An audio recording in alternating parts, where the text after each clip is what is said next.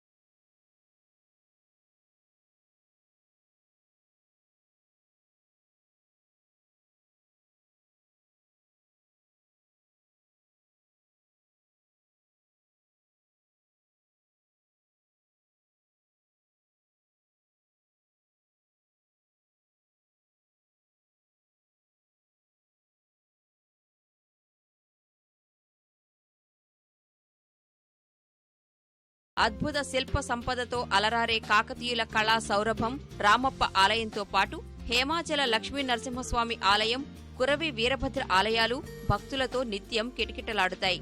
పర్యాటకుల మదిదోచే లక్నవరం సరస్సు అందాలు జిల్లాకే మణిహారం. సుదూర ప్రాంతాల నుంచి వచ్చే పర్యాటకులతో ఈ ప్రాంతం నిత్యం కళకళలాడుతుంది. గతంతో పోలిస్తే ఇప్పుడు పర్యాటకుల సంఖ్య విపరీతంగా పెరిగింది. ఇటీవల నిర్మించిన 2 తీగల వంతెన ఇప్పుడు ప్రత్యేక ఆకర్షణగా నిలుస్తోంది.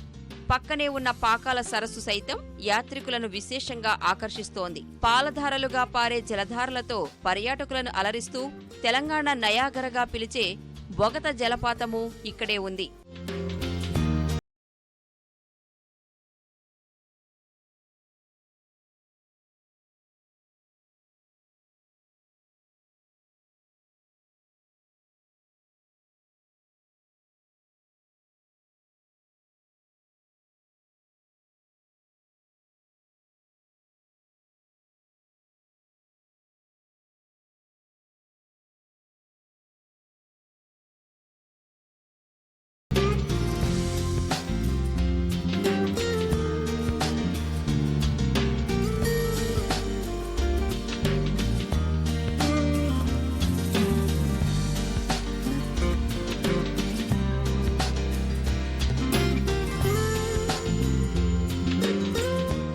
ఇలా ఎన్నో పర్యాటక ఆధ్యాత్మిక కేంద్రాలకు నిలయమైన మహబూబాబాద్ పార్లమెంటు నియోజకవర్గ ప్రాంతం మరింత అభివృద్ధి జరగాల్సి ఉంది. భద్రాద్రికి నేరుగా రైలు సౌకర్యం లేకపోవడంతో పాటు మేడారం జాతర సమయంలో భక్తులు ఉండేందుకు శాశ్వత వసతి సౌకర్యాలు లేకపోవడం లోటుగా మారింది. బయ్యారం ఉక్కు కర్మాగారం వస్తే తమకు ఉపాధి అవకాశాలు పెరుగుతాయని స్థానిక నిరుద్యోగులు ఎంతో కాలంగా ఎదురుచూస్తున్నారు. ఇక్కడి నుంచి గెలిచే పార్లమెంటు సభ్యులు ఈ దిశగా కార్యాచరణ చేపట్టి కేంద్రం నుంచి నిధులు రాబట్టి అభివృద్ధి చేయాలని మానుకోట వాసులు కోరుతున్నారు.